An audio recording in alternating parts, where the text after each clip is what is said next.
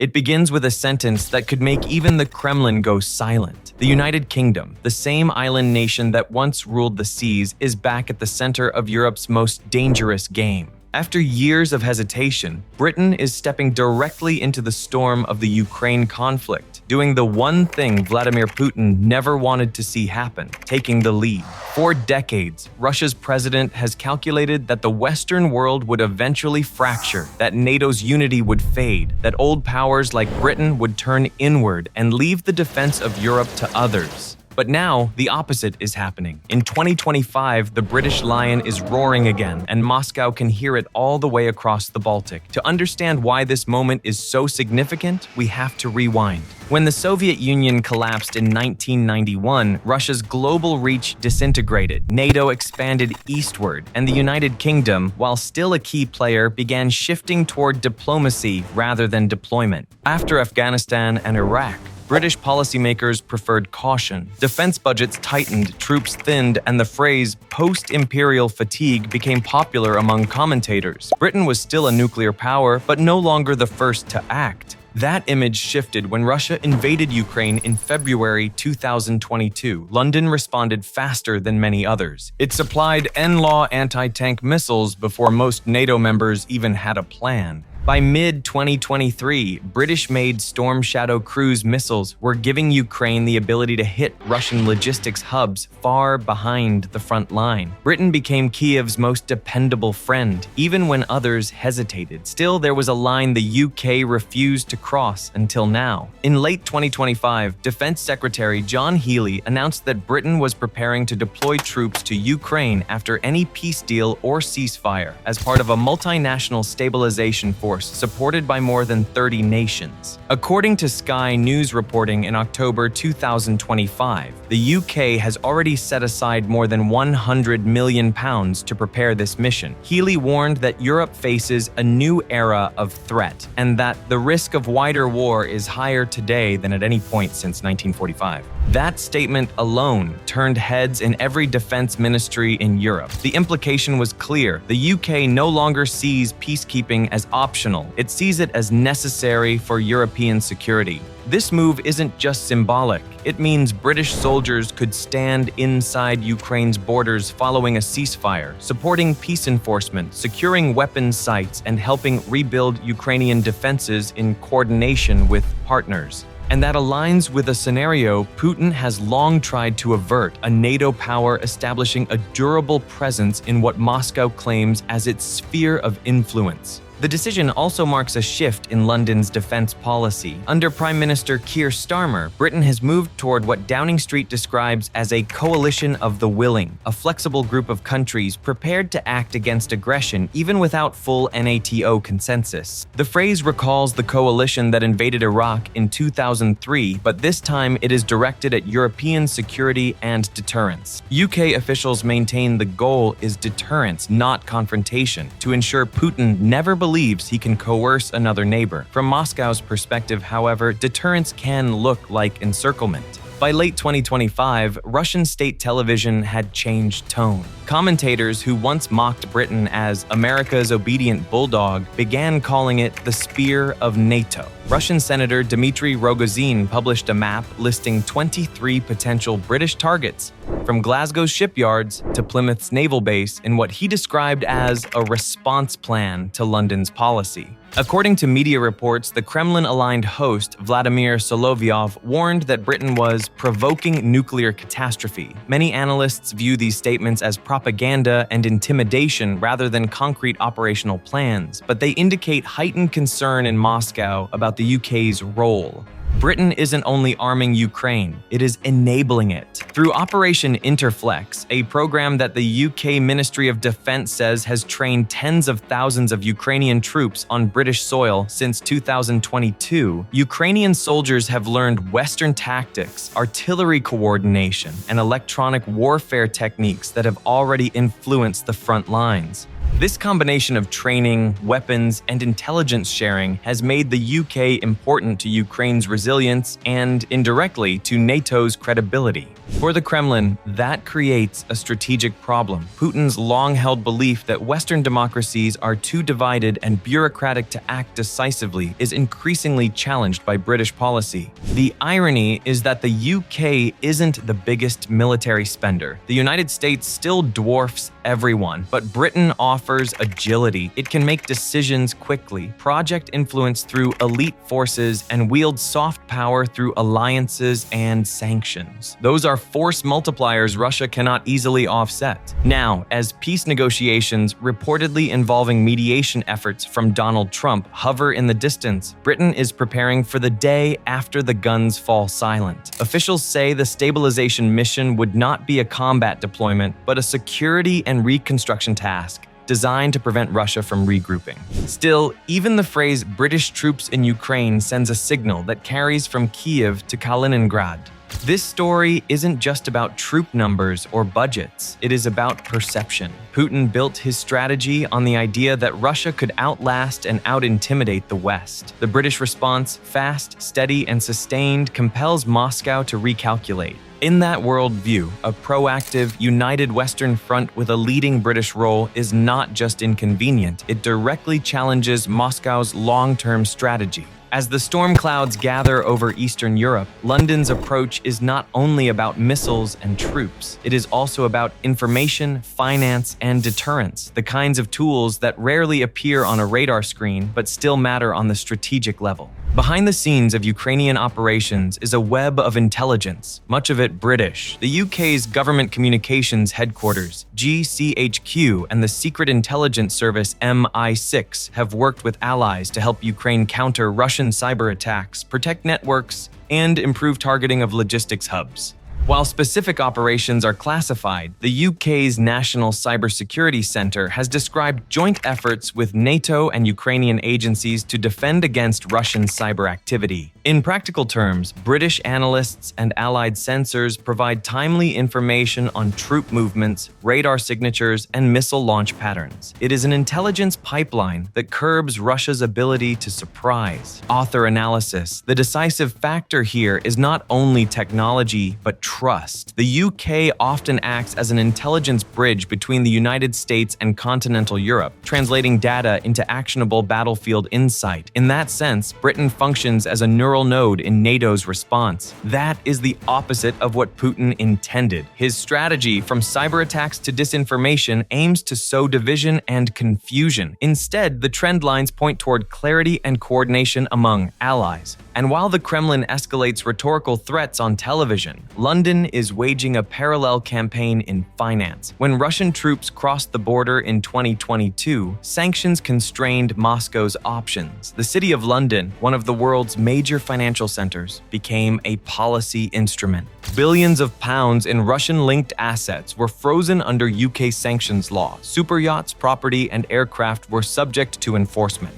The government created a kleptocracy unit within the National Crime Agency focused on illicit assets tied to sanctioned individuals. According to HM Treasury updates, by 2024, the UK had frozen assets totaling in the tens of billions of pounds. The intended message was clear. Russia could sell commodities, but converting proceeds into influence in Western markets would be more difficult. Energy measures reinforced that pressure. The UK ended imports of Russian oil and coal by 2023 and supported G7 efforts to cap the price of Russian oil. These steps lack the visuals of kinetic warfare, but they weigh on the economics of Moscow's campaign. Sanctions alone, however, do not stop tanks. That is where deterrence, conventional and nuclear, re-enters the conversation, framed strictly as prevention, not escalation. Since the Cold War, Britain has maintained a minimum credible nuclear deterrent centered on the Trident system. 4 Vanguard-class submarines equipped with Trident 2D5 missiles. The UK follows a policy of continuous at-sea deterrence, meaning one submarine is on patrol at all times to assure a second strike capability.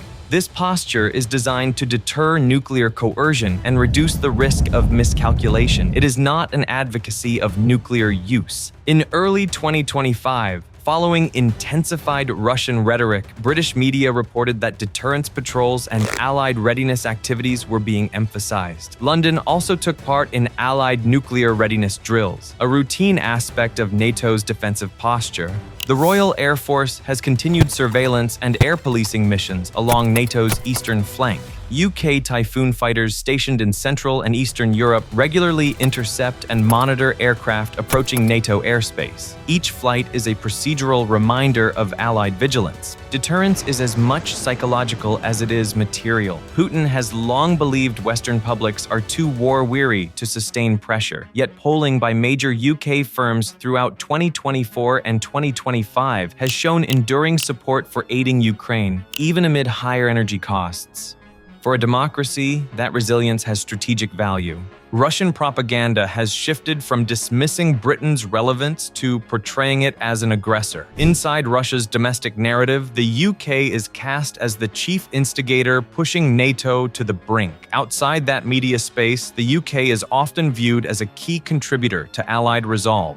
In geopolitics, perception shapes options. When an adversary worries more about your involvement than your absence, your deterrence is working. In London, officials continue to stress that actions are defensive, coordinated with allies, and grounded in international law. They also note that deterrence loses credibility if never demonstrated. The underlying message is steady. The UK intends to be present, predictable to allies, and credible to adversaries. By the start of autumn 2025, Europe's security landscape had shifted. While some EU partners wrestled with domestic constraints, post-Brexit Britain, often described as isolated, was increasingly central to NATO's eastern defense. Across the alliance, officers began referring to the UK as Europe's anchor state in a colloquial sense. Royal Navy vessels patrolled the Baltic and the North Sea. RAF detachments policed the skies over Eastern Europe. UK cyber specialists worked with NATO hubs in Tallinn and Brussels. In Poland, officers frequently stated that British units would be among the first to respond to any clear test of NATO.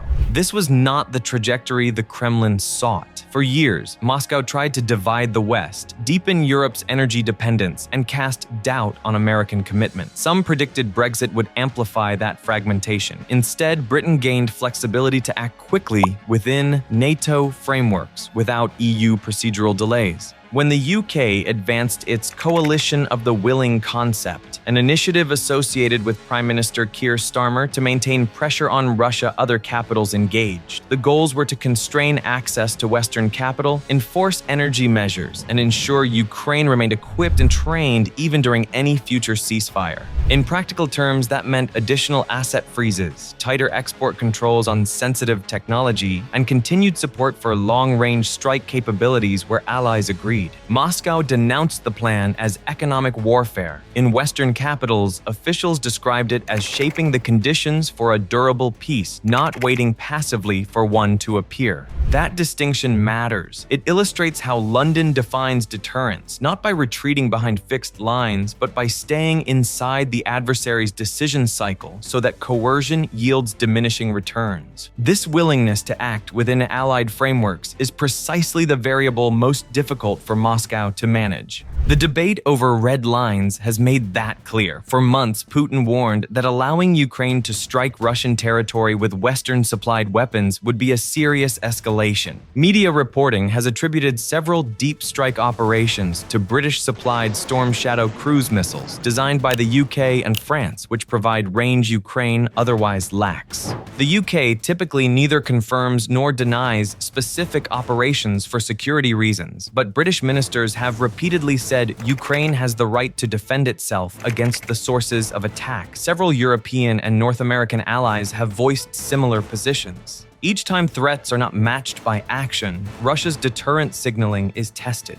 Beyond weapons, London is recasting diplomacy. The Foreign, Commonwealth and Development Office has intensified coordination with partners from Scandinavia to the Balkans. British diplomats in Kiev, Warsaw, and Vilnius engage regularly with defense officials on aid, resilience, and long-term integration. The strategic aim is to reduce Moscow's leverage in Europe's east over the long run. This approach carries risk. more proactive UK policy also attracts more explicit threats from Russian media figures. RT and other state-aligned outlets, where accessible, dedicate segments to criticizing London's stance. The intent is to provoke and test resolve.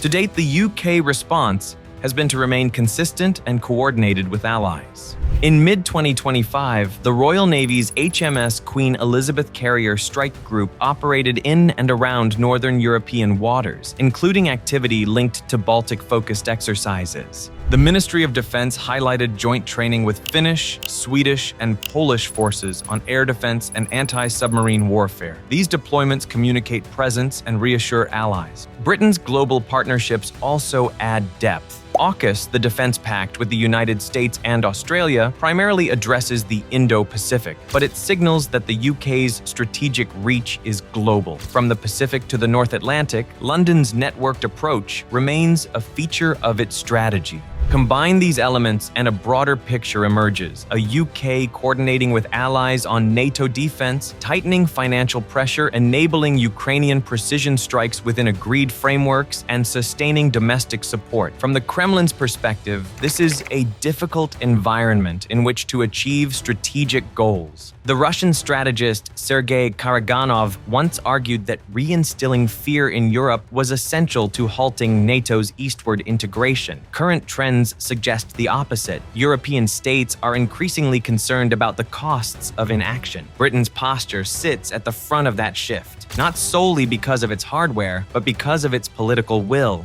In the long game of geopolitics, sustained purpose can be as decisive as raw power. The year 2025 has drawn a clearer line in Europe, one defined by resolve. On one side, Russia remains defiant and increasingly isolated. On the other, Britain plays a leading role in a coalition determined to ensure that the invasion of Ukraine does not become a template for future aggression. Within Russian military commentary, the UK is often described as unpredictable. Unlike some allies, Britain is less exposed to Russian energy, does not require EU unanimity to move, and is less diverted by Indo-Pacific competition than the United States. That agility is precisely what complicates Moscow's calculus. Over the past 3 years, the UK has layered its deterrence. At the top sits the minimum credible nuclear deterrent, continuously at sea to prevent nuclear coercion and reduce incentives for escalation. Beneath that, conventional deterrence is reinforced by rising defense investment with plans that would take spending above 2.5% of GDP by 2030, supporting upgrades to combat air, uncrewed systems, and cyber defense. Finally, psychological deterrence, credible signaling, routine but visible exercises, and measured communications aims to make coercion a poor bet.